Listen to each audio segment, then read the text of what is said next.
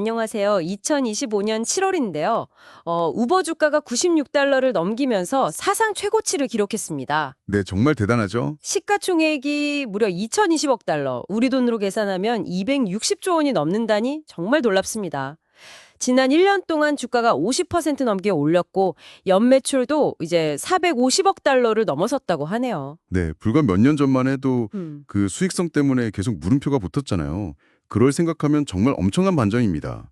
시장 기대감이 그야말로 최고조에 달했다고 봐야겠죠. 그래서 오늘 저희는 이제 보내주신 자료, 우버 2025년 전략과 사상 최고가 분석, 이걸 토대로 지금 우버가 왜 이렇게 잘 나가는 건지, 또 그 이면에는 어떤 전략들이 숨어 있는지 좀 깊이 파고들어 보려고 합니다. 좋습니다. 우버가 이제 단순한 택시 앱이 아니잖아요. 어떻게 진화하고 있는지 여러분도 함께 살펴보시면 좋겠습니다. 네, 일단 가장 눈에 띄는 건 역시 그 재무 상태가 아주 탄탄해졌다는 점이에요.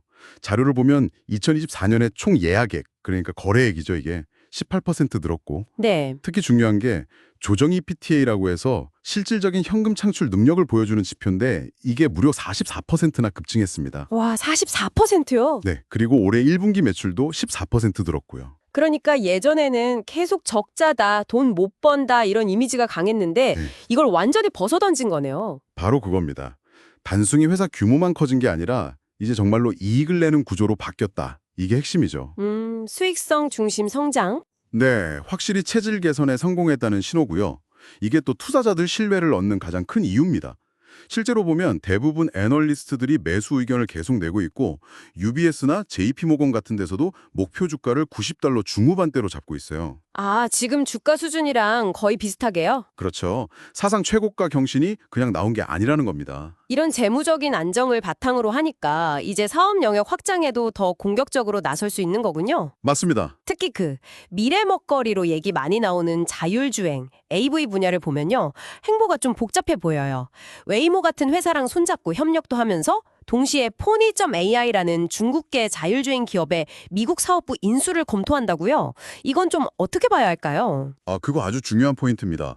우버가 사실 예전에 자체 자율주행 연구 부문을 매각했었잖아요. 네, 그랬었죠. 그 이후로는 외부 파트너십 중심으로 전략을 바꿨었죠. 그래서 이제 웨이모랑 손잡고 피닉스에서 완전 자율주행 서비스를 시작했고 이걸 마이애미로도 확장할 계획이고요. 네. 그런데 갑자기 포니.ai 인수를 저울질한다. 이건 어쩌면 파트너십만으로는 좀 부족하다. 혹은 불안하다. 이렇게 느끼기 시작했다는 신호일 수 있어요. 아, 웨이모 같은 강력한 파트너한테 너무 의존하는 게 좀 부담스러울 수도 있겠네요. 그렇죠. 파트너지만 또 언젠가는 강력한 경쟁자가 될 수도 있으니까요. 그 리스크를 줄이면서 핵심 기술 경쟁력은 어느 정도 우리도 가져가야겠다. 뭐랄까, 일종의 양다리 전략 아니면 해칭 같은 걸로 볼 수 있겠네요. 흥미롭네요. 미래 기술은 그렇게 준비하면서 동시에 현재 돈을 벌어주는 딜리버리 사업, 그러니까 우버이츠 확장에도 굉장히 공격적이더라고요.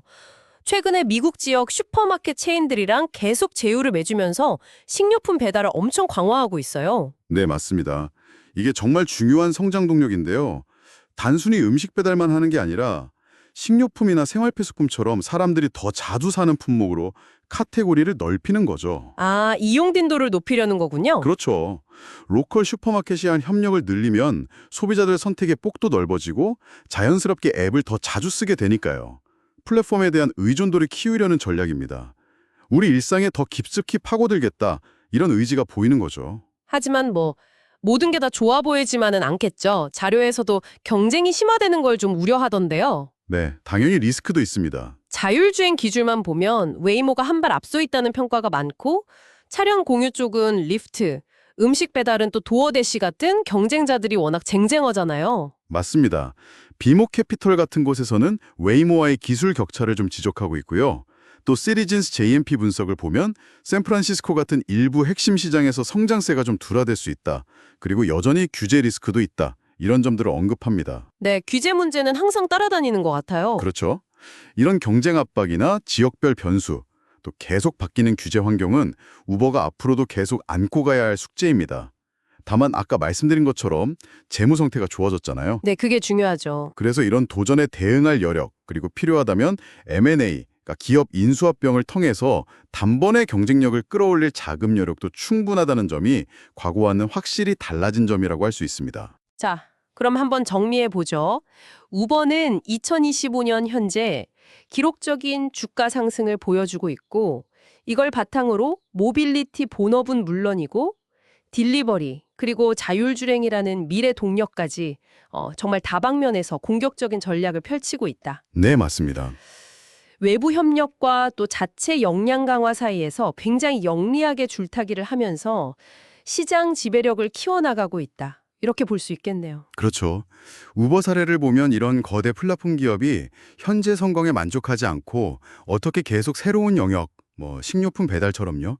이런 데로 확장하고 또 미래 기술, 자율주행 같은 경쟁에서 유리한 위치를 차지하기 위해서 얼마나 복잡한 전략을 쓰는지를 잘 보여주는 것 같아요.